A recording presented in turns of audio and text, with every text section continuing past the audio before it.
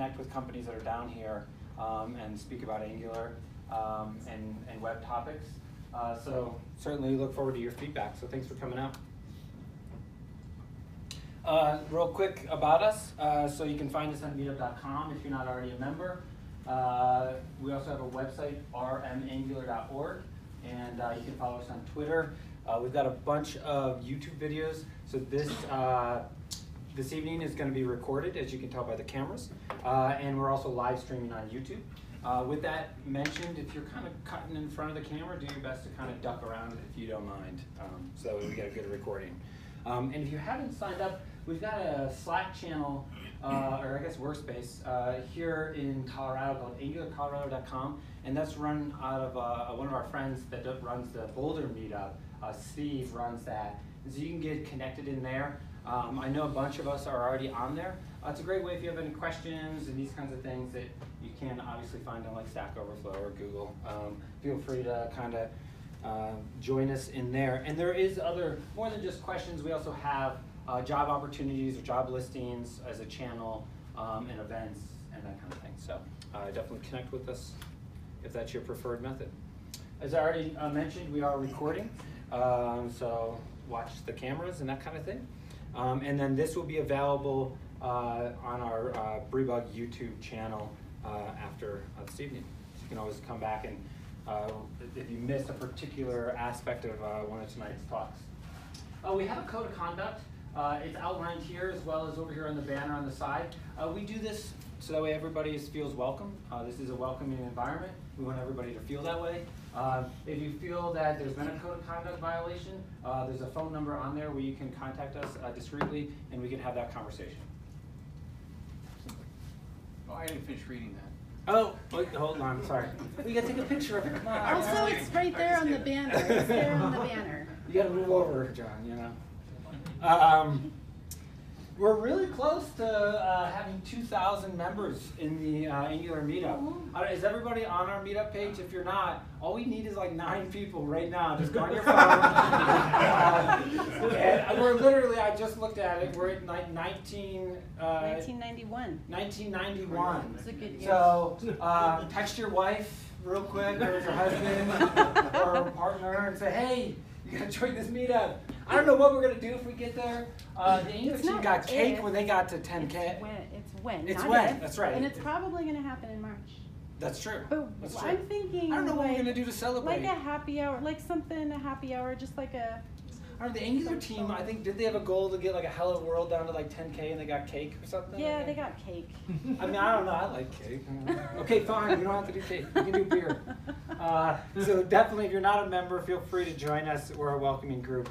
We're always looking for presenters. You can Slack us. I'm happy if you have questions, direct message me on Slack and say, hey, I'm curious, I'm thinking about doing this topic. What do you think? And I can help you through it, give you some suggestions or whatever. So you can Slack or info@rmangular.org. We're looking, I know I kind of skipped ahead, but we're definitely looking for a variety of presenters. If you're new to Angular, first of all, you're welcome to be here. I was new to Angular. We've all come kind of through different paths.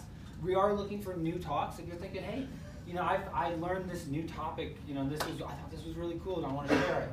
We'll do a lightning talk for 10 or 15 minutes. So a nice low entry way to get up here and just kind of share your passion. So feel free to do that. Or if you want to take something that's a little more advanced, we're also looking for those topics as well. We have a conference coming up here in Denver. If you haven't heard about it, last year was our first year for Angular Denver. So this is going to be a 2-day conference this year. We did it last year, 1 day. Jessica, are we still going to be at the Curtis Hotel? Yep. Yep, so it'll be downtown at the Curtis Hotel, which is like Curtis and 15th, 14th, something like that. Sweet place to have a conference. We brought in amazing talent last year, nationwide speakers. We had Rob Wormald, which is on the Dev Relations team for the Angular team at Google. And we suspect that we're going to have some really amazing talks. So go register if you haven't, angulardenver.com. We're definitely excited about it and looking to bring more experts to Denver so we can kind of build the Angular community here on the Front Range. I did mention with that, we also have our CFP open, so we're looking for presenters as well. Well, we will be bringing in kind of national speakers. We definitely want to highlight people that are doing things really awesome here on the Front Range in Denver and this area, right? So if you're interested in kind of getting up on a national conference and speaking about Angular, this is a great opportunity. It's right in your backyard. So our CFP is open, and it's going to be open until April 1st, and that's not a fool's joke, or an April Fool's joke. Is there anybody that's looking for work that wants to kind of throw your hand up in the air and kind of let us know? We open it up, the floor up. This isn't awkward. We do this every time, so feel free to. Yeah, go ahead, man. Yeah, so I'm basically a .NET full stack developer, but I'm new to Angular. Okay. My first introduction to Angular was at a conference about a year ago. I took every Angular track that they had, So, and I've been reading and doing some development of my own since then. I haven't done anything for work. So, if somebody wants to take on a newbie Angular developer, I'd be happy to. But with a background in C#, Yeah, long full background stack. in C#, yeah. Awesome. Very cool. Anybody else looking for work? Yeah, go ahead. Hi, I'm Aaron. I'm an Angular developer. I've been writing production level code for about 2 years. I work up in Boulder and want to make the change down to Denver because that's where I live. Okay. So, yeah, say hi to me later if you want. Awesome. Very cool, man. Thanks for coming out. Anybody else looking for work? Awesome. Do we have anybody that's looking to hire developers that wants to make a quick announcement on if we have any recruiters or if you know of anybody that's hiring in your teams? No? I have, Yeah, go ahead. one opening right now. Okay. We're trying to fill here pretty soon. At DaVita. So my name's Craig Hammersmith. Work at DaVita. Yeah, looking for a contract. Maybe 6 months. Maybe a little bit longer. Okay. But yeah. Great. You guys good? You might want to reach out to Craig. Yeah, go ahead. I'll throw my name out here. Yeah. If you guys just want to give me your business card, we're not looking for anybody currently right now. I mean, we're currently looking for a PHP developer, but I don't feel like this is the right place. So Hey for man, someone you like never that- know. You never know. We all did it once. I did it once. Yeah. Everybody did it. But in the future, I mean, we're a small medical finance company, and we're growing pretty quick. So if you guys, we're really cool. And you're on Arapahoe Road, and it's called Merrick Medical, right? Merrick Medical, yeah, right on Arapahoe. We're moving down into deeper DTC. So Oh, I didn't know that. Okay. DTC Boulevard in Bellevue Cool. this spring. Cool. But yeah, so if you guys are interested, maybe like a little bit, a few months down the road, Angular work and PHP, throw me your business card. Awesome. Awesome. Very cool. I also had somebody come up to me. She works in this building. They've got. They're looking for. This is more on the Microsoft side. I'll mention it briefly. I've got a couple business cards if you're interested. They're looking for somebody. It's AI. It's lawtoolbox.com is the name of it. And they're looking for a developer, or contract to hire, I believe, is what she mentioned. And they're partnered up with Microsoft, building applications inside of Office 365 and Outlook for lawyers, and having to do with certification. I'm not a lawyer, don't have any idea what they have to do, but some sort of certification and the processes around that. So I've got these up here. If you stick around towards the end or whatever, you can certainly come on over and grab those and get a hold of Carol. And they're located right in this building here in the DTC. Last thing, Brewbug, we're looking for developers as well. If you're interested in doing some contract work, we're looking for mid to senior level engineers that know Angular. Maybe perhaps if you know some Ionic, that would be helpful, but not necessary. So if you're interested in doing some contract work for us as well, certainly come up and speak to myself, and I'll be here all evening. So, okay. I already mentioned this. We're thankful for the space that's being provided by Serendipity Labs, and Brewbug is sponsoring with the pizza and everything. Real quick, what we do is we do architectural reviews for our clients. We've done that for some of our clients right here in this room. We do a lot of customized training, so if you're looking for help to get your team trained up in Angular, RxJS, and GRX, and related technologies. And then we do expert Angular consulting. We work with a lot of companies here on the Front Range with their Angular applications. So if you need any help, reach out to us. And that's all I have. First up, we've got Arjun, who is going to be speaking on web components. So we got a lightning talk. Arjun, I don't have any sort of introductory material for you, other than I know you're a really nice guy and you're super smart and works at Charter. So give it up for Arjun and take it away, man.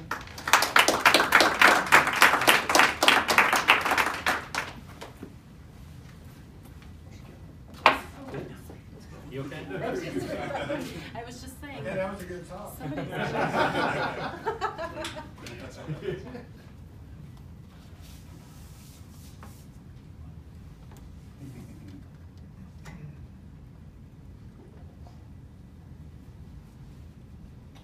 Yep, so my name's Arjun. I'm here just doing a quick 10-minute talk on web components. It's not like a technical deep dive or anything, it's more introduce you to the concept so you can get interested, and if you want, go research it more in depth. So very high level overview. So what are web components? They are a group of 4 browser, and I should mention it's very low level API to create your own custom HTML tags. So historically we've had to look for frameworks to let us do a component model on the web. Now we finally have our own self-contained components without any framework required. And this is a screenshot I grabbed, so I made a little component and put it in the Chrome Dev tool so you can see what it looks like and what it looks like in the Chrome Dev tools. So what do I mean when we create our own HTML tag? I mean that to the browser, it looks like any other DOM element. So you can do things like put in HTML, like any other HTML tag, like a div tag. The browser, it's no different. It understands what it is. And that extends to dynamically creating it in JavaScript. So if you want to do something cool, like click on a button and an element appears, we can use things that we're used to in the DOM world, like document.createElement. And the browser understands when you give it the tag that you're asking for your custom web component. And that also extends to frameworks. So a lot of us, basically everyone here, works in a framework, Angular. And the fact that it's a DOM element that browsers and frameworks understand, I can throw my custom element into a framework, and you can see I'm using like the Angular property bindings and stuff. So to a browser, to a framework, this is just a regular DOM element. And so I mentioned earlier it's made up of 4 parts. There's 4 parts to the spec, so in these slides I'm going to go through each part of the spec. So the one that everyone's going to use is custom elements, and this is simply associating an HTML tag with an ES6 class. So we can look at this and see that you have a class and it extends HTML element. So that alone will let the browser understand what's going on. Before anyone gets any really cool or crazy ideas, you can't extend like HTML div element or table element. I believe Safari said for security reasons they'll never support that.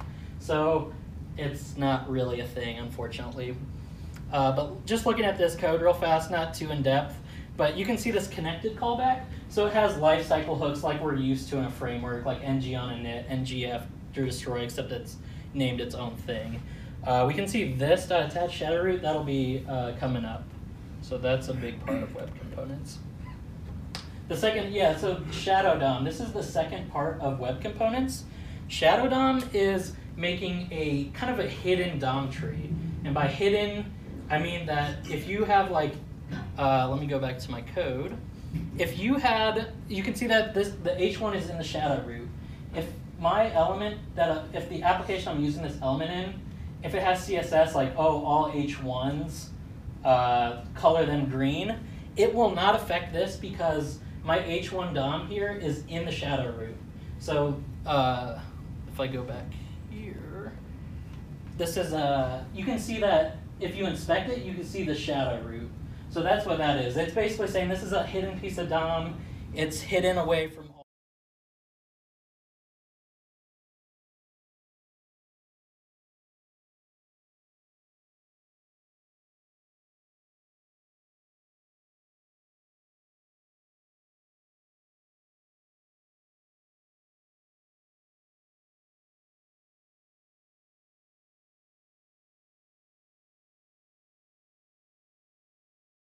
Play button and such, but if you inspect it, that's all hidden away from you.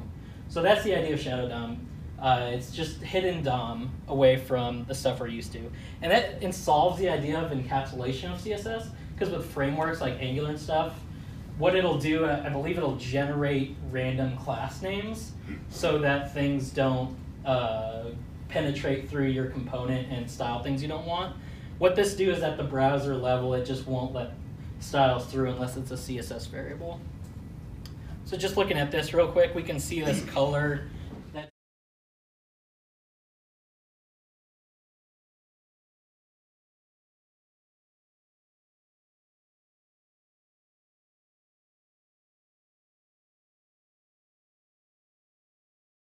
Style it externally. It's basically, we have like inputs in Angular for the API to pass data to an element. CSS variables is kind of, we have an API to style the element. So in a shadow DOM, you can only style what the developer allows to be styled. So that stops cascading? Exactly, Okay. yeah. So yeah, things will not cascade into it unless they're CSS variables. CSS variables will cascade into the element.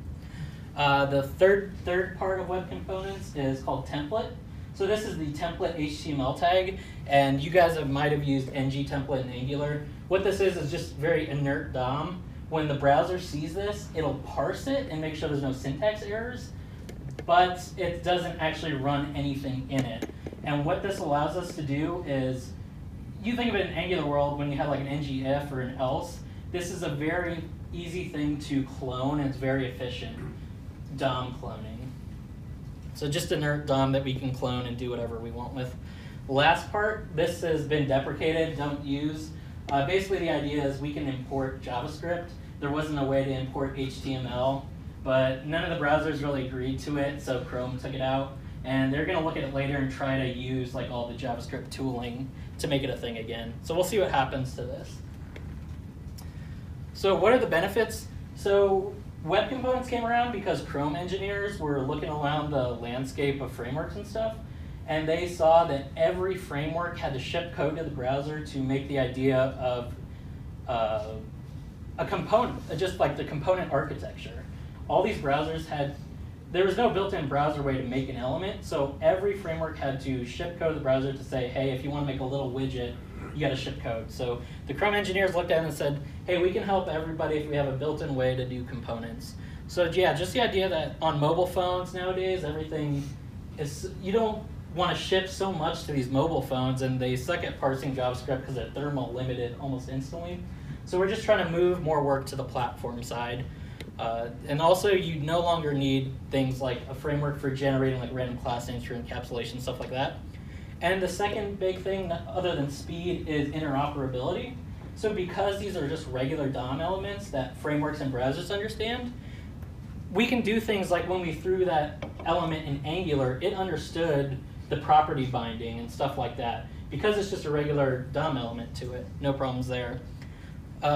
Big use case people use this for, like you can make full apps out of it.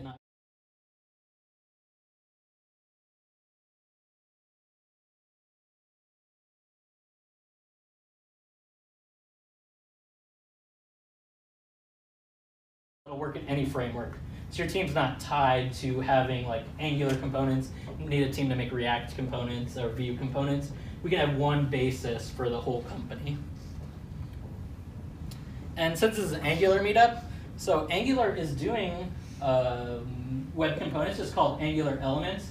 And the idea here is we remember that a custom element just extends HTML tag, but that's not what an Angular component looks like. So we just pass our Angular class into that function, create custom element, and that just spits us out a custom element that we then tell the browser, hey, associate this class with my HTML tag.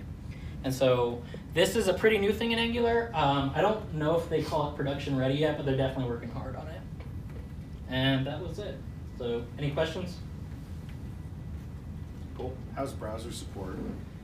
So all evergreen browsers support everything, except I think Edge is a little weird, but since they're switching to Chrome, they don't care anymore. But other than that, everything's shipped and all that. And then for IE 11, you do polyfills. Yeah. Cool. Cool. I think that's it. Thanks.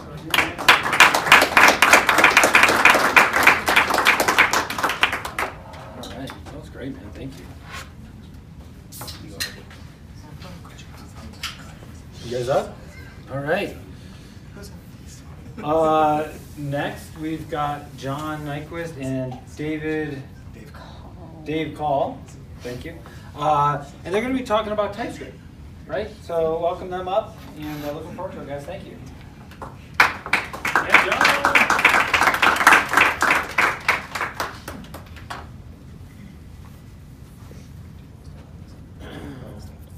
Oh, and just so you know, the mics are fine. Oh, good. Feel free to wander. I'm not even using that one, so. All right. Make sure.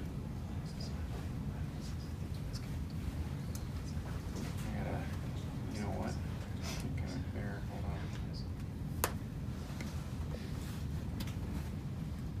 All right. There we go. So I'm gonna test yours. Okay, very good. All right, so I'm John, this is Dave. You don't know TypeScript. Maybe we can help. So this title might be a little bit misleading depending on how you interpret it. So the idea came years ago. I used to teach Java for Sun, and I got pretty deep in it. And then I left Sun and I took a job where I was using C# 1.0. And I love C#, and I ended up doing it at 2 different jobs. But after I had spent more time in C# than I had ever spent in Java, I realized I had never really gotten as deeply in it because you're always doing a project, right? You come in, you jump in, you learn the language, you learn the framework enough to be productive. And so that's one thing that I thought about for TypeScript is,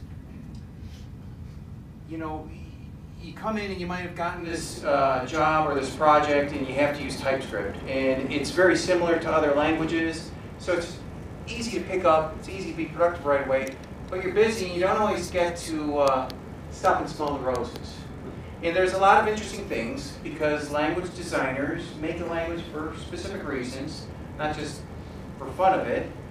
And there's things in it that you may or may not have encountered. And so our hope is that you'll pick up something along the way. So it's not a beginner thing. It's not teaching TypeScript. But we're going to just talk about some interesting things that we've came along in the last year or so. Dave and I both worked together on the same team at Kaiser for Viju. And we've done a lot of pairing together, and we've done a lot of talking about this sort of thing. So what you may already know, it's made by Microsoft. It transpiles to JavaScript. It's strongly typed, and it's a strict superset of JavaScript. So what you may not know is so much cool stuff in there. And again, sometimes if you're not taking time to look, and that's the way I felt with C#, felt like you neglected it. So we took a look at it, and given that it's a strict superset, what that means is that you could actually copy and paste JavaScript right in the TypeScript, and it's still legal TypeScript, right? So then I'm like, well, that's not so great, because then you could do all sorts of untyped stuff. So how many people here work with TypeScript? Perfect. And how many have been doing it for like a year or longer? Great. And did you do JavaScript beforehand? Okay, so you know the differences. We don't have to belabor that too much, but one way to keep that in check are the TS lint rules. So the lint rules are an addition to the compiler to help us grab things either before or at compile time to make sure that our code is nice and readable, it's nice and homogenized, and that we don't do those dangerous things that JavaScript, as we all know above, lets us do. So some of those things, just a couple quick examples of rules that we pulled out. These ones have to deal specifically with the RxJS library, making sure that you add the finish notation on the the back end of your variables, so that you always have that $sign convention at the end of your observables. These ones specifically, if you can see that little yellow box, are for those that use NGRX. You'll see these have a lot of power for you to make sure, especially in your effects, that you catch your errors properly, that you're not doing anything dangerous that the framework technically allows you to do, but you shouldn't. Speaking about the nice things and the power of TypeScript is the strong typing. You get away from that dynamic nature of JavaScript, and you're able to strongly type all the things that you use within your code. So again, here are some rules that you can use to make sure that everything's nice and strongly typed, that your input parameters of your methods are all strongly typed, that the return types are all strongly typed, so on and so forth. A couple other ones, preferring a const over just a normal let. So if you never redeclare that value, it's going to say, hey, since you're never redeclaring that, let's use it a const. That way your intention in your code is clear. And that's one of the things that I love about TypeScript is it allows you as a developer to make your intent clear. So these are just a few. There's a ton more. If you go to this link here down at the bottom, it'll show all the TSLint rules that are available currently. Right, and it's great because you'll see this stuff popping up, even before you compile. So it's great to have a strongly typed language that you can get compiler errors, but getting all the linting stuff on the fly I thought was pretty cool. So, did I? No, I thought that. So getting into TypeScript now, one of the first things I thought was neat was that strongly typed. So we've got 3 variables here. That's a Boolean, number, string. And being able to set that versus like JavaScript and whatnot, where you can just stick anything into anything. But also you've got type inference, where when you do an assignment on the same line that you've declared something and it's patently obvious what it is, you don't need the visual noise of these extra things because true is a Boolean, this is a number, that's a string. So other things, obviously we all have our basic data types within TypeScript and within any language. Some of the nice things that TypeScript gives you beyond just the normal decimal and float that John talked about is you can use binary notation, and octal notation, and hex notation by adding these specific prefixes. That way, if your code and your particular application uses those different base notations within your application, you can use that, and it knows exactly what you're talking about. Similarly with strings, everybody has a string, but the takeaway on this one is there's lots of different ways to do string concatenation. One of the great things that I love about TypeScript is these template strings. So I can just plumb in a variable there, and it knows exactly what how to concatenate that, how to bring that together.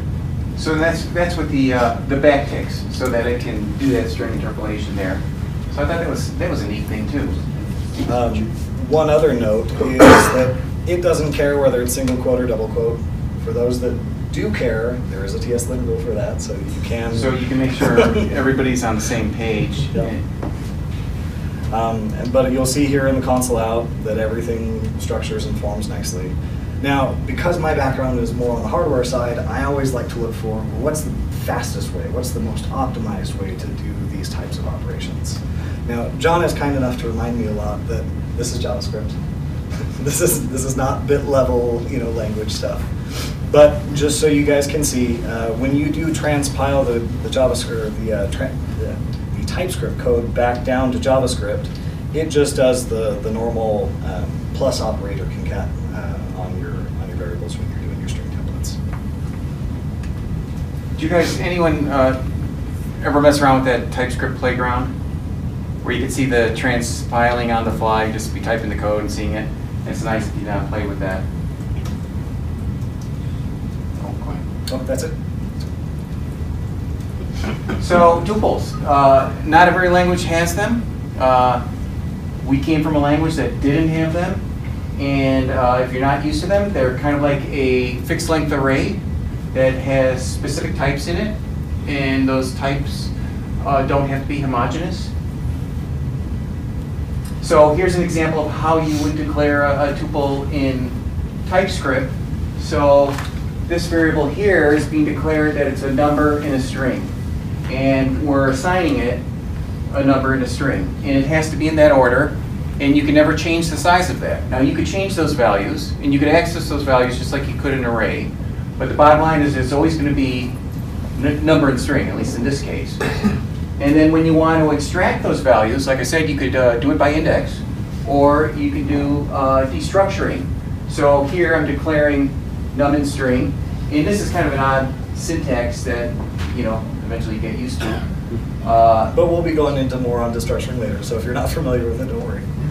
A little bit later. So here I'm actually using these variables, num and string, and getting 10 and hello. So that's 0 and 1.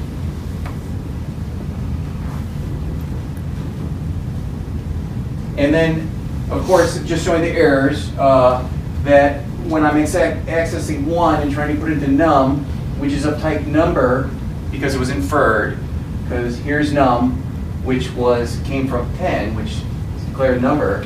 So the compiler keeps you safe. Now you could go right ahead and transpile it. And TypeScript will, by default, no matter there's errors or what, it still transpiles, right? So it doesn't matter what sort of errors you get, you still get a transpiled result. So you technically could do this, and it would end up JavaScript. And then also push, the compiler will stop you from pushing because you can't change the size of a tuple. But if you just let it ride and did it anyway and ignored the errors, that would still work because it's JavaScript. And that's kind of an interesting aspect of the language too, is the fact that since it's JavaScript, it transpiles to JavaScript, whether there's errors or not. You're always working with that. So here's a tuple using it as a parameter. Again, it's the same tuple as we had on the other screen. Here, I'm just saying this function, this parameter, is a tuple of type number and string. And I'm just invoking it here. And the compiler keeps me safe. And tuples are also nice for returning multiple values from a function. So you can just create a tuple real easily, return that from the function, have that as the return type. So here's an example where you will get an error if you try to pass a tuple that was not, in this case, number string, because I'm passing string string. Again, it would still work in JavaScript. So here is tuples versus arrays. They look real similar, right? So here, I'm explicitly declaring this tuple. Same one that we've seen. But here, this is not a tuple. This is an array that could take a string or a number in it. So, and this is the union operator. We'll see more of that later if you've not played around with that. But this is a very subtle thing because it's inferring that this is an array instead of a tuple. So enums, again, a lot of languages have them, but not all of them do. So this allows us to have a set of named constants. And here we go with enums. They're zero-based if you just do it by default like this. The enum keyword, saying this is direction, it's got these, left, up, right, down. So it's zero-based, so the raw value of left is 0. Up is 1, right is 2, down is 3. So if we were to output direction.right, it would be 2. You can change the index, so you can start at 37. And then right would be 39. You have 37, 38, 39, 40. You can also use strings. So that's kind of nice, because then the raw value might be more meaningful to you. And then, if you were outputting it, direction.right outputs the string value. And if you were to test the enumeration right against the string, that does evaluate to true. It's not, you can't do that in every language. So you can also have heterogeneous enumerations where here I've got a couple of strings, I've got a couple of numbers. Now it should be noted that this mixing types like this is not best practice. So again, making your intent clear. So, but if I were to output direction.write, I'd get a 1. And then here we've got, you know, I stuck a string in this first one. So I've said this is a string enumeration, but I didn't give values to the rest. So the default value for a variable in TypeScript is going to be undefined. So if I output right here, direction.write, you're going to get undefined. So don't do that. And another neat thing you got in TypeScript is declaration merging. So here's an example of using that, and you could use it with other types as well, but this one I thought was kind of neat. So we've got direction that we've been looking at, and then I've got this namespace called direction. And in this namespace, I've got a function, I call it isVertical, and I pass in something of type direction. And I say, well, return true if it's up or down. Otherwise, return false. So I've got direction.up is put in this variable, or this constant. And then I'm doing direction.isVertical and passing that, and it's going to return true. Now the neat thing is when you're using your code assist and you hit direction dot, you're going to see left, up, right, down is vertical, all nicely grouped together, assuming you did that intentionally. Good to know if, if not. So how enums are transpiled, it's kind of interesting to look at that, right? But that's not the only way you can declare enumerations. You can also do constant enumerations.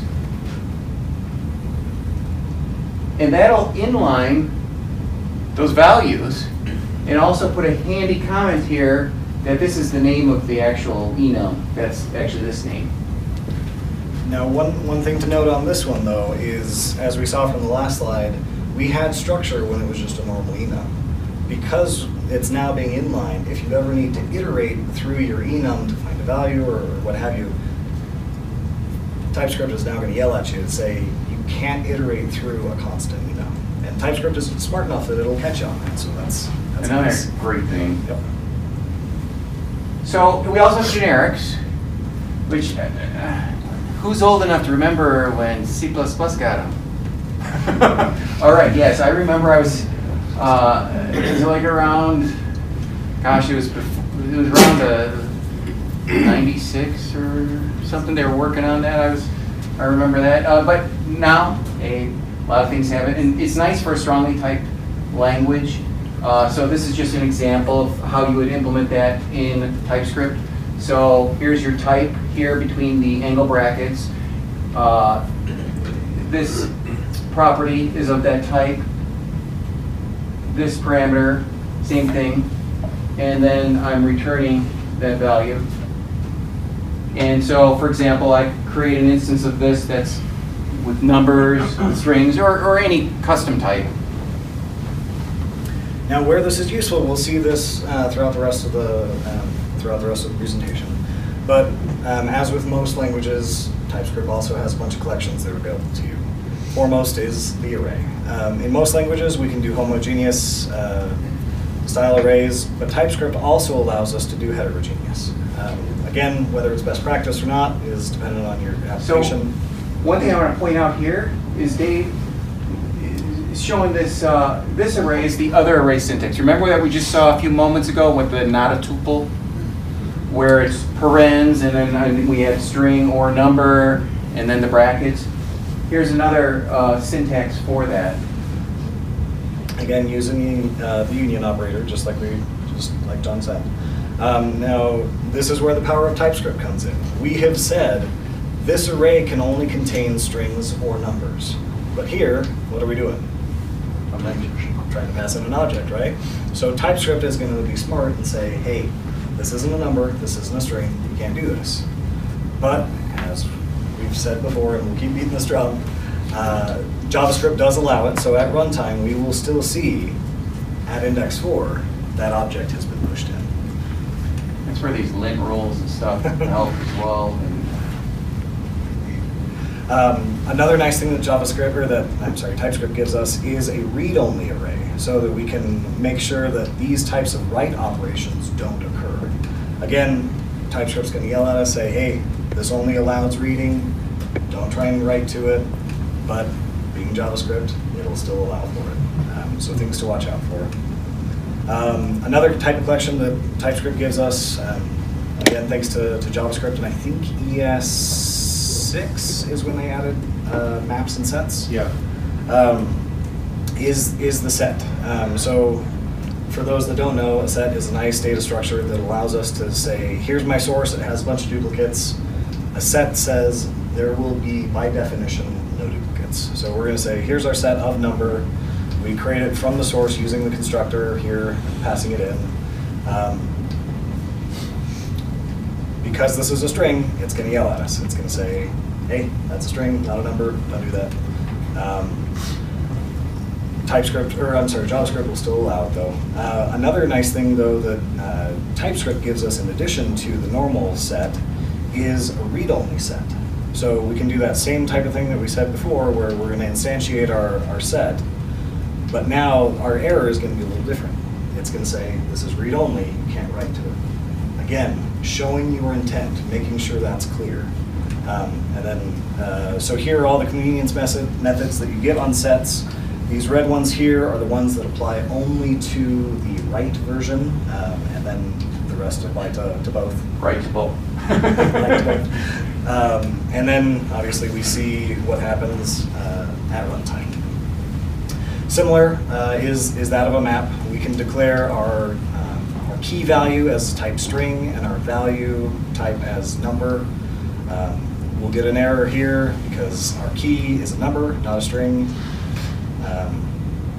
Again, TypeScript being nice and catching that for us. It also has a read-only map variant. So on this one, we'll get this is read-only, so we can't do it. This one is a little bit unique though. So there won't be any error in JavaScript, nor that method isn't implemented.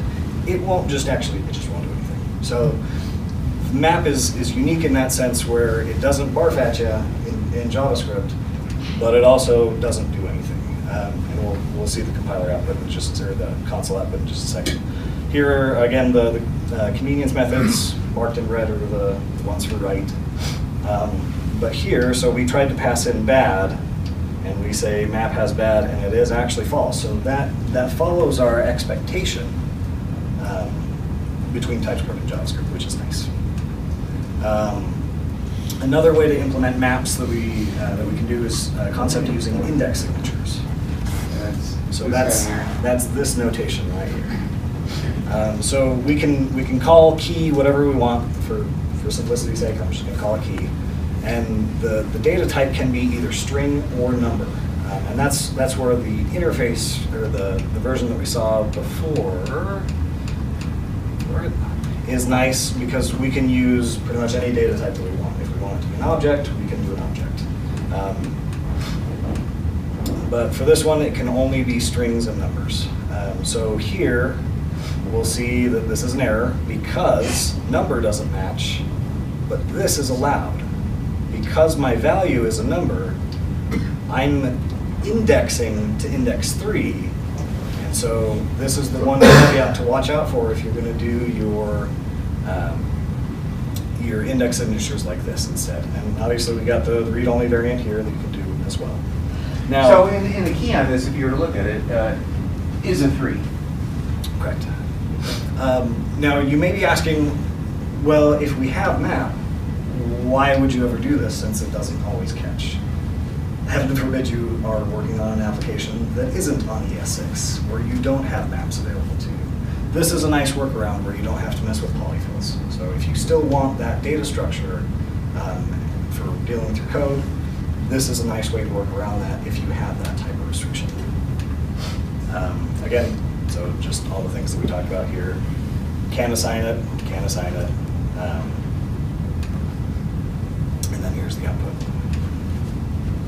So one other thing that TypeScript gives us is weak maps and weak sets. So say we have a situation here where we've declared a map, and our key is going to be an object in this case.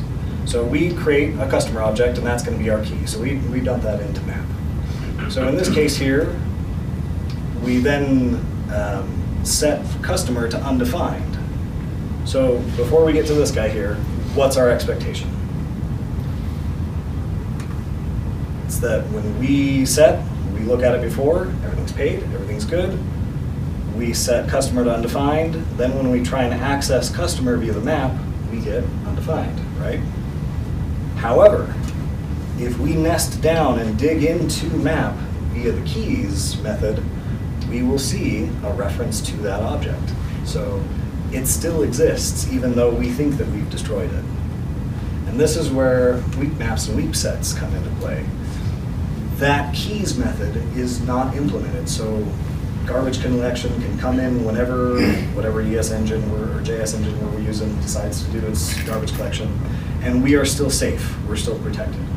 There's no way for us to dig in on that structure and get things that should have been removed or deleted. So this example is all WeakMap, but it's the same thing for the WeakSet.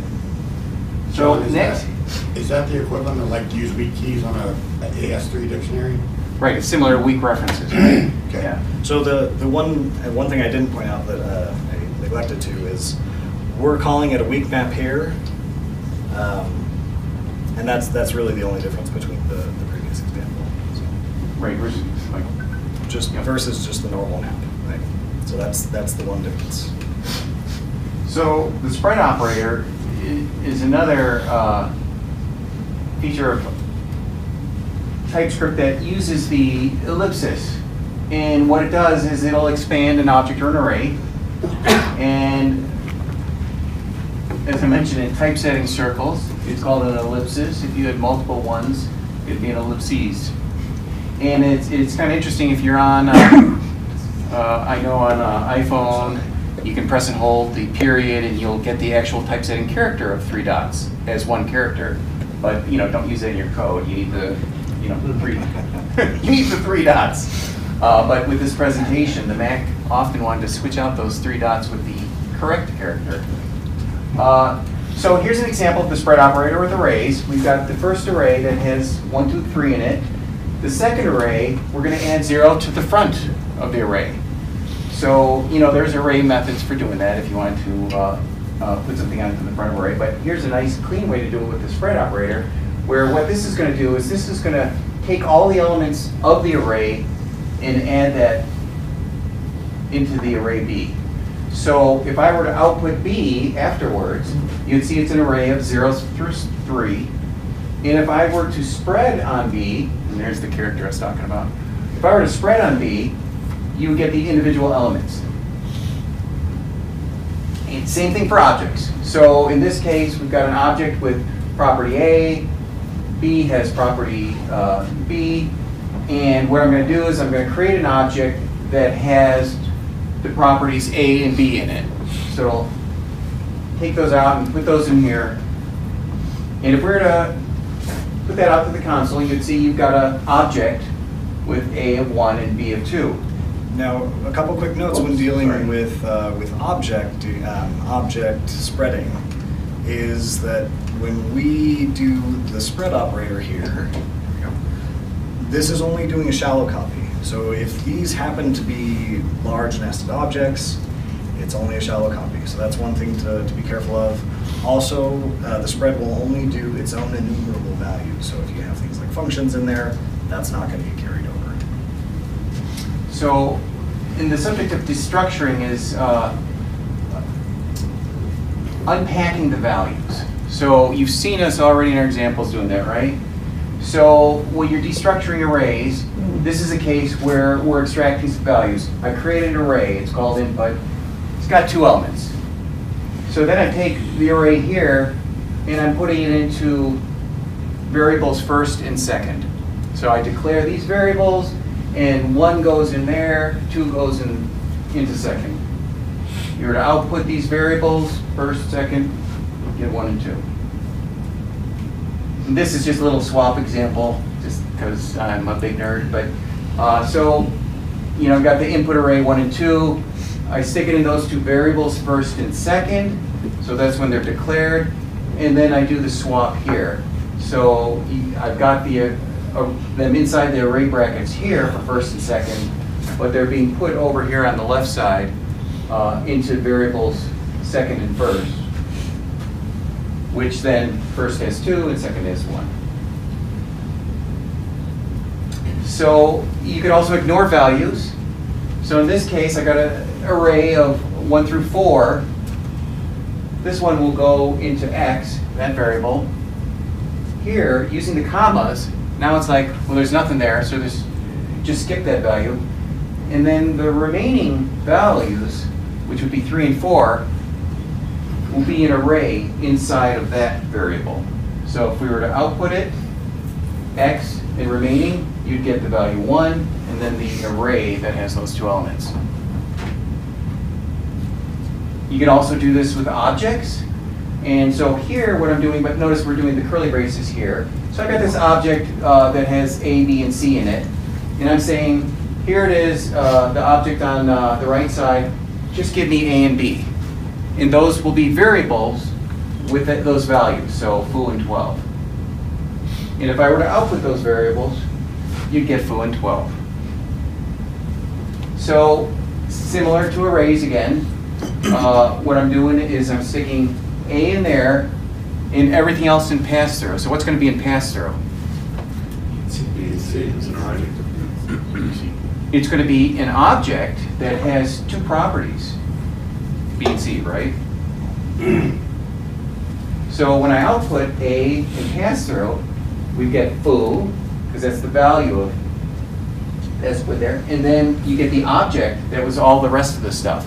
So if objects, then the result for that remaining stuff, even if it was one element in an array or one element in the object, it would still be an array in the first case and an object in this case. So then, I jumped ahead. Spoiler! So this is kind of a neat thing that you can rename values. So I've got the same object here again. And what I'm saying is I want to create a variable named y with the value of a, and a variable named z with the value of b. So if I output y and z down here, you get foo and 12. Can I ask you a question on this? Sure. So how do the references work in terms of this? I mean, if you update y, does that impact the reference of a? No. So technically, you know, these are all objects and everything's a reference in all these variables, right? But when you swap out the value of what's in here, that was one reference, right, and you're swapping out with another reference. So you're not going to be altering the original object. So then in functions, you've got optional parameters. So by using the question mark, you could say you don't have to supply a value. You can invoke this with just one string, or you can invoke it with a string and a number. Now technically I could put a default value right in this line, right? I could say, you know, give a default value. But another option is to use the destructuring, where what we're going to do is unpack this. So when I take this object, so this function, just to be clear, has one parameter that's of type object. And that object type is string number. So when object comes in, I'm going to unpack those, and I'm going to put, you know, whatever's in A, and if B doesn't have anything because it's optional, I'll give it 101. And then I'm returning an object. And the object that I'm returning is A and B in this case, since I invoked it with just one of those values. Now, this discussion about optional parameters brings up an interesting nuance between null and undefined. So let's look at just a basic function here. So we pass in, have a function to do stuff. It takes in a string and it takes in a number. So string is going to get put into what is my quest. Number is going to get put into what is the answer to life, universe, and everything. So in this case, because we pass in null and undefined, in this case, we will see null and undefined. However, if we're going to be using optional parameters using the same method, and we pass in to seek the Holy Grail, but we don't pass in that second parameter, what's it going to put in? Undefined, exactly. So we see that just right there. Now, if we do the same example, but with default parameters as well, when we pass in null and undefined, what's going to be the output? 42. 42. What's that? Null and 42. Exactly. So null is explicit. And so if we pass in null, it's going to say, you did that intentionally, so I'm not going to replace it. Whereas with undefined, it's going to go ahead and replace that with the default value for you. So that's a quick little nuance between null and undefined. Same type of thing here, because TypeScript allows for the fat arrow operator, here's just an example of how to deal with optionals and default parameters using the array function, or the fat arrow syntax. And then obviously these would be our outputs on the console. So we also have function overloading. I thought that, at first I thought the language didn't have it because I tried it, doing it the way that I thought would work, which didn't work. But as it turns out, you can overload functions, and there's a special way to do it. So in this class, I've declared that it has 4 ways to invoke this function. No argument, it returns void. Another that takes a string returns a string. Takes a number, returns a boolean. Takes a number, returns a string. So all of these are just declarations. They have no body. So they're lonely. So down here what you do is you declare one function, and I need to support that one of these guys returns void, another string, another boolean. So I have to say that when you invoke bar, it's going to return void or string or boolean using our union operator. Now, the interesting thing is if we didn't have this guy here, when you type, oops, don't look, that's, go back. When you are using the code assist and you type bar, you won't, if you didn't have this here, you would only see these 3 options. And of course, we wouldn't need this then, would we? And then lastly, with assignment. So here I'm declaring 2 variables that are each of our type function, but they're 2 different functions, right? Our fat arrow. And it's kind of interesting because I could put y into x, because you see y is a superset because it's got a name that's a string and location that's Wonderland. But you couldn't go the other way because x lacks a location property. Now, as a bonus question, are these parens necessary? Yes, because it turns out.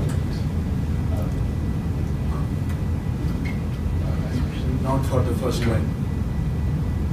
Any other, what's the other answer here? What's the right answer? It was somewhere over here. So these, in this particular case, these parens are necessary in this scenario. And this is one of those kind of those edge cases, right?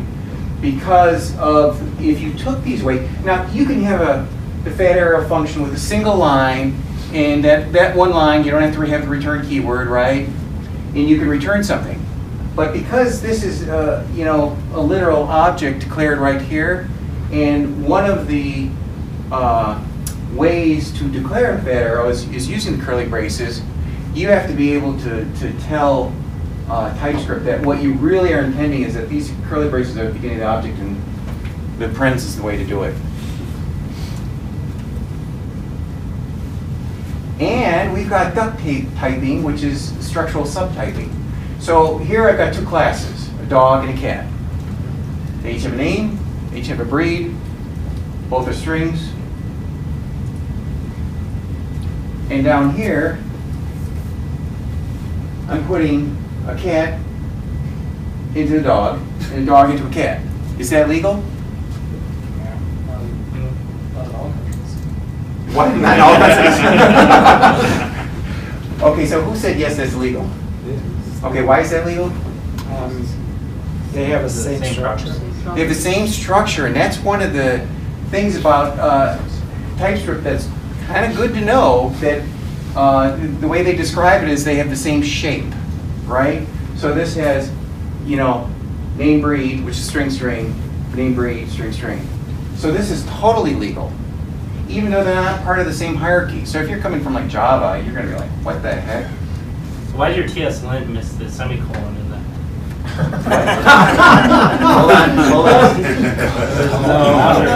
Hold on. We didn't add that. No, that's a great question. That rule is not on there, as Dave said. So that's totally legal.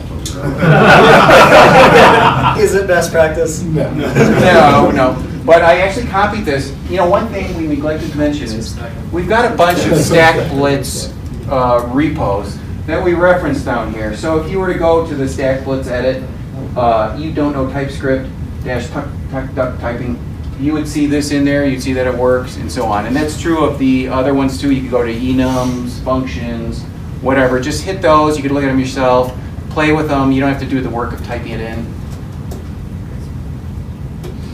So here's another crazy TypeScript thing.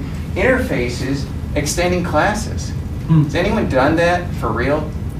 No. Yeah. Oh, Sound like great. Did anyone know you could do that? No. Hey! Unfortunately, this isn't a rose. This one just smells. But it is interesting. So, class pet. It declares loyalty, which is a number. Interface, iSelectable, extends pet. And it says, you know, whoever implements this, you've got to have a select function. So dog extends pet, so that means it has loyalty. And it implements iSelectable, which means it has to follow the contract and implement the select method. Now down here, class cat implements iSelectable, so it has to implement, follow the contract, select, right? But I'm trying to access the loyalty of a cat. Well, cats don't have loyalty. And so you'll get this error. Property loyalty is missing from type cat because it didn't extend from pet, whereas dog extended from pet, just like this guy did. But when this guy extended from pet, he got this as an interface. So it didn't, implementing iSelectable means, hey, you've got to implement loyalty and select. So dog, it doesn't have to implement it because it extended it, but cat didn't extend pet, so it would need to implement loyalty for not to get this error. So what does it do? Just behind the scenes create an interface out of the class methods? Well, so the short answer is I don't know. The longer answer, then I'll just waffle around, is that this is just looking at the interface of the class that you're saying that you extend.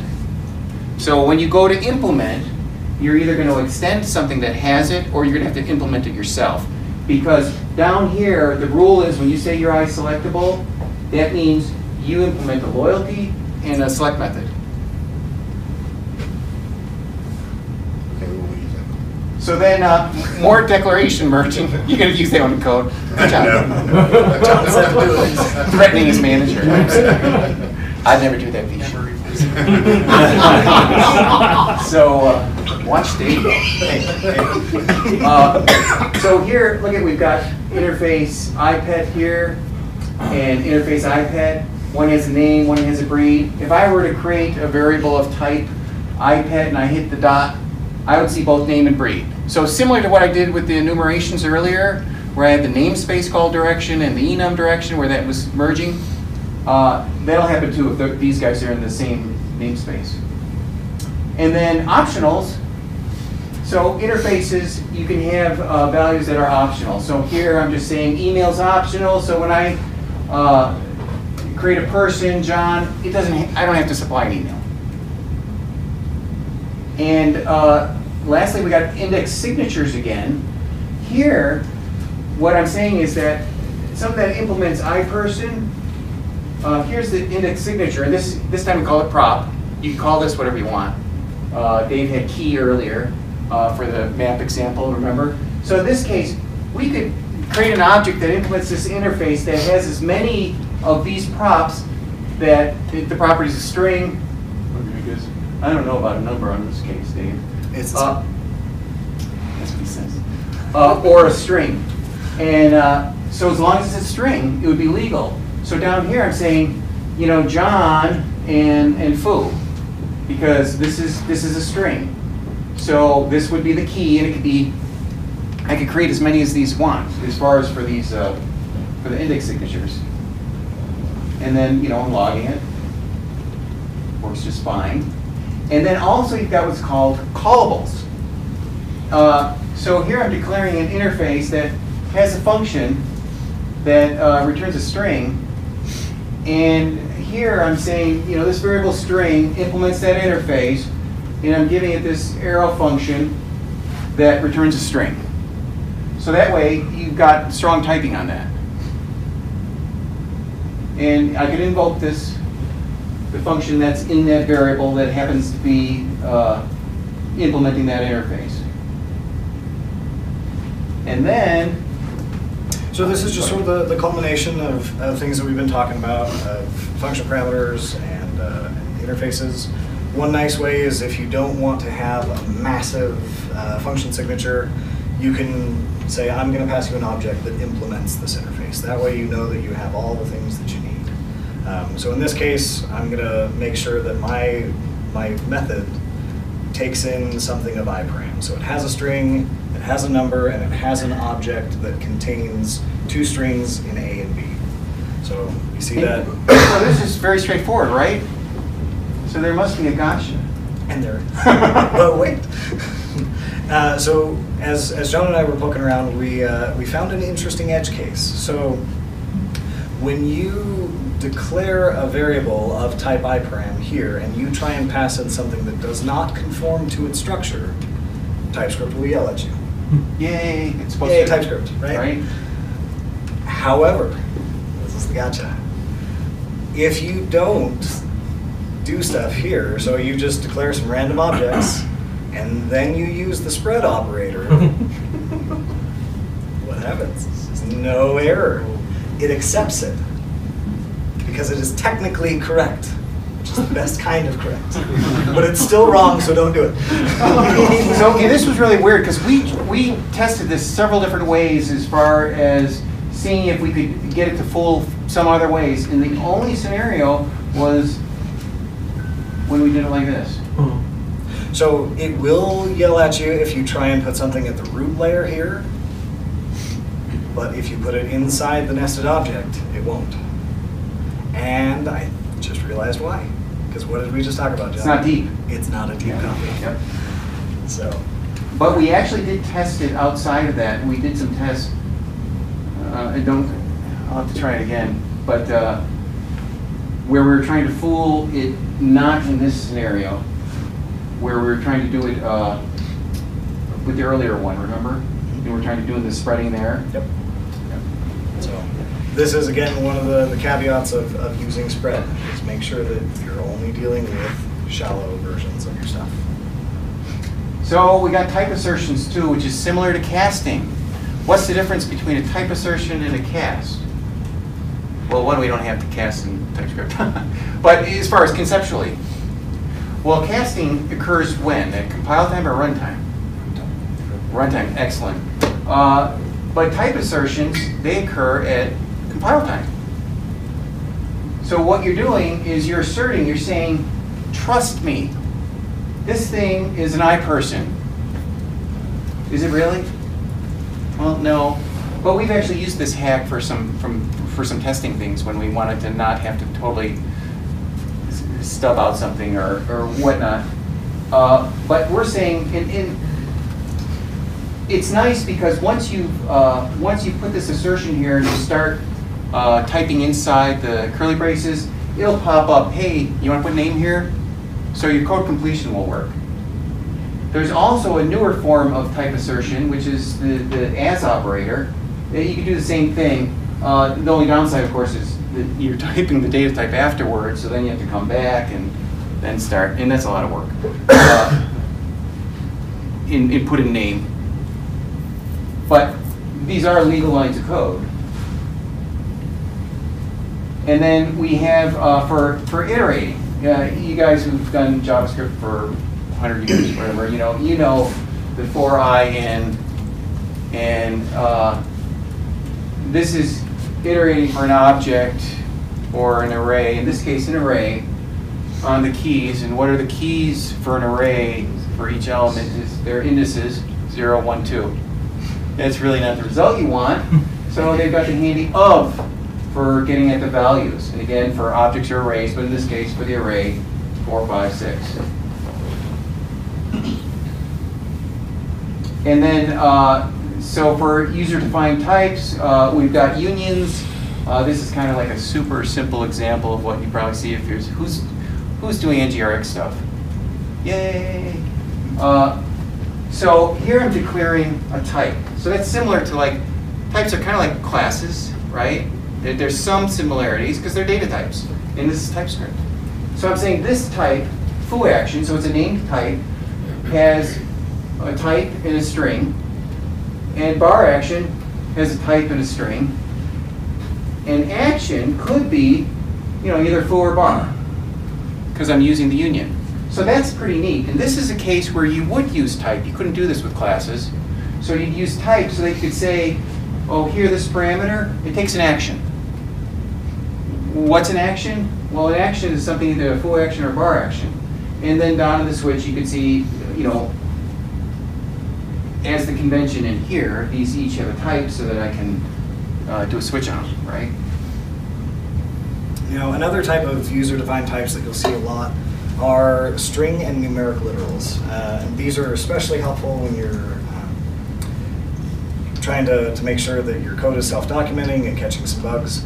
But when combined with things like type guards and type aliases, they have a lot of great power. So let's dig in on that and check out a couple examples. So we're going to define a couple types. We're going to say I'm going to have a shape type and a color type. And my only allowed values for these are square, circle, and triangle, red, green, and blue respectively. So when I create a method signature, I can say my parameters will be these things. So for your code assist, you'll see as I'm going to call this method, when I start to type in my parameter for this, it's going to suggest these 3. For the color, it's going to suggest these 3. So it's a little bit like an enumeration in a way. A little bit, yep. But without having to declare the structure. Right. So in this case, we've got a method that's going to dig in and say, okay, well, if I'm in the circle branch, do this. If I'm in the square branch, do this. Triangle, so on and so forth. But then we've got a catch here at the end that says, what if I'm none of those things? So in this case, we have an example of that. TypeScript's going to yell at us, say Hoberman sphere is not a valid shape. And because we put in this else, we're going to get our catch. So this is like our error handling here. So we've got a couple concepts here that we're going to dig on. These are similar to our type guards. So here, yeah. Oh, sorry. No, you're good. There it is. So this looks like a string, but the type is actually shape. And this looks like just a string, but the type is actually color. In this guy, it's just a plain old string, so it's plain. Can I ask a question here? Yeah. Sure. Why would we not want to use an enumerator or a class? And it seems like the inline types, I haven't used them yet, but it seems like these types would allow you to kind of, in a hurry, quickly circumvent strong typing. So you're right, and that's exactly what Dave said, is that, heck, you didn't have to declare a structure, right? Right. So you can just do it right there, and if you're going to use the union operator, you're going to use type. You're going to use the type keyword. And the thing is, it still is strongly typed, so it's not quite circumventing, it's more like doing it a different way. Because you're not like foregoing safety.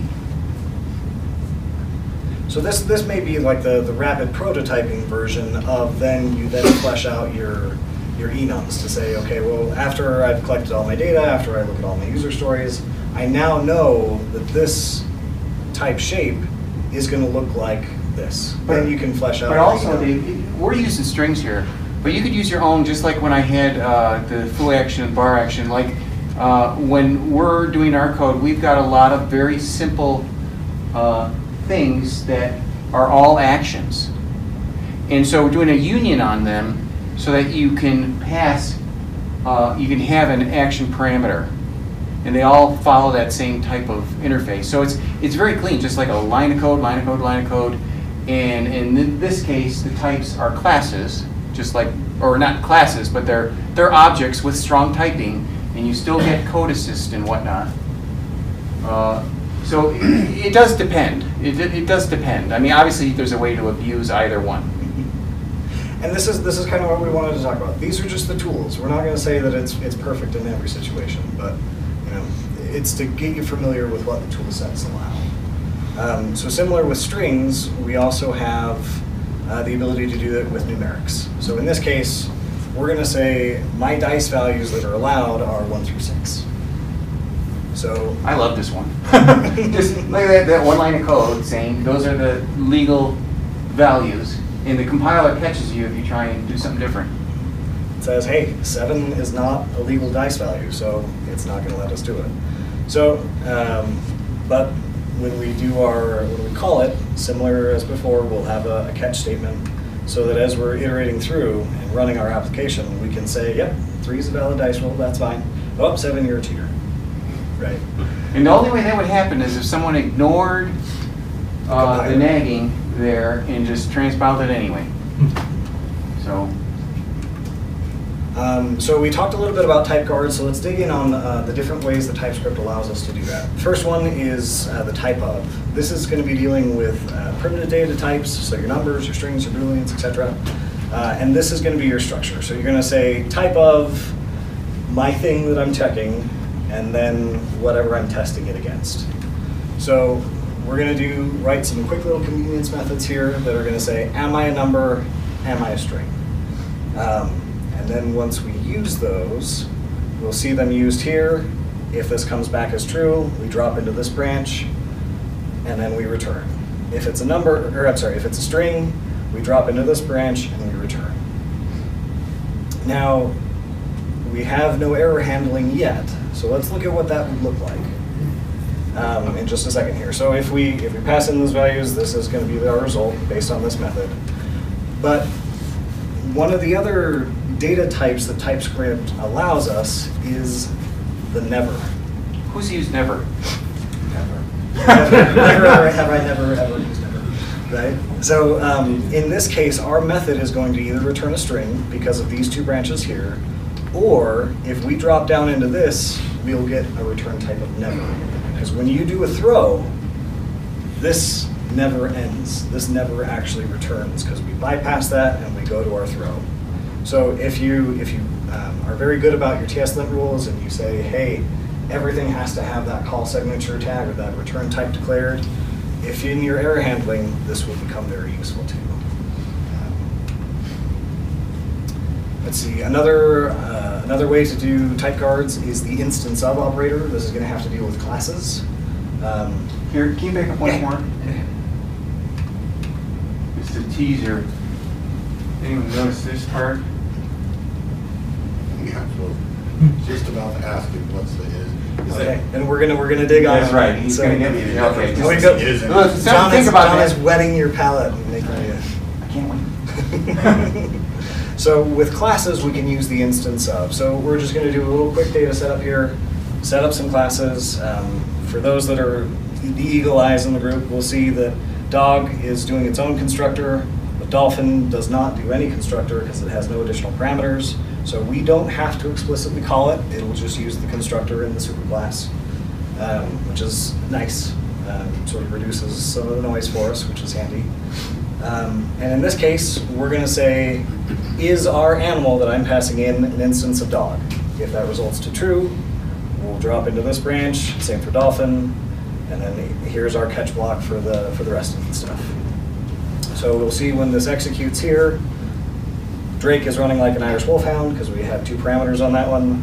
Flipper is swimming, Bubbles doesn't know how to move because we never implemented anything for fish. And when you do, so see, animal comes in as an animal. Can an animal swim based on what he showed?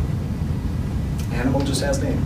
Can't swim, Well, right? instance of this class level is through the entire inheritance chain, right? So here, go ahead. So when you get, after you get into this type of check, after you get into this, within this block, you do animal dot and swim will show up. And then we'll go into why in the next one. So the next one is property checking. So this is the sort of standard way that we see a lot in JavaScript. It says, I'm going to pass you something. Does that have the property or the member on it that I am expecting? So again, we're going to do this with interfaces because at runtime, do interfaces exist in JavaScript? No. So this is why we have to use the property checking style instead of something like instance of. So in this case, here's our structure. Dog has run and name. Dolphin has swim and name. Technically, this is redundant because we are extending, so I didn't explicitly have to do that. But, so in this case here, we have our convenience methods of, our type checking methods, or type guards, sorry, of is dog and is dolphin. And then, as John pointed out, as we're calling these in these methods, we get the code complete. We get all the niceness that results from that. And it knows at this point, comes in, it knows animal is a dolphin at compile time. And this is where this type predicate, that's what this is known as, comes into play.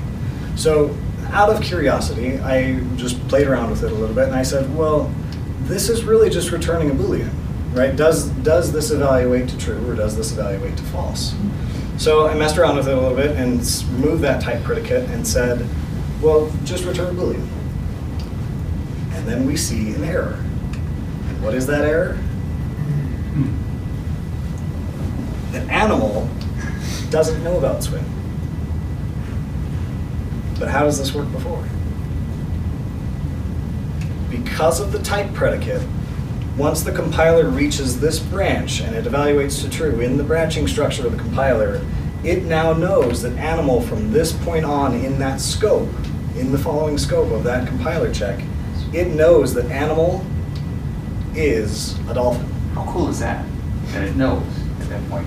So this is a super, super powerful thing within TypeScript that we can say, I know from here on in that I'm a dolphin, and I can use it like a dolphin. I don't have to do all these extra type checks. I don't have to do all this extra noise. Type assertion, or you'd be casting in another language, right? Because you say, oh, I got to do a downcast. Well, those are always dangerous. I know within this scope that I'm a dolphin. And again, just going to show the power that Microsoft put behind this compiler to do these nice little additions for us to make things nice and clean. So we have our dog, and it goes to move. We have our bird, which is an animal. Again, here using our type assertion, and we get our warning. Wait, there's more. But not tonight.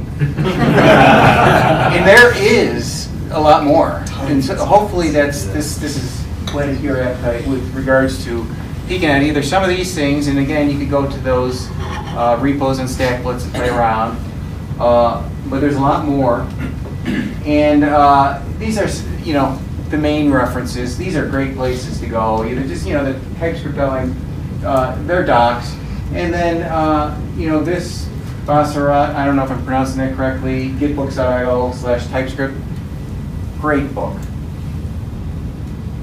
And if you want to ping us, that's me and Dave. Please feel free. We're not going to sit here and we know everything, but You know, we've Hardware. That's why there's so much more. We've found lots of great things. So if you have questions, feel free to reach out to us. All right. Any questions? All right. Thank you.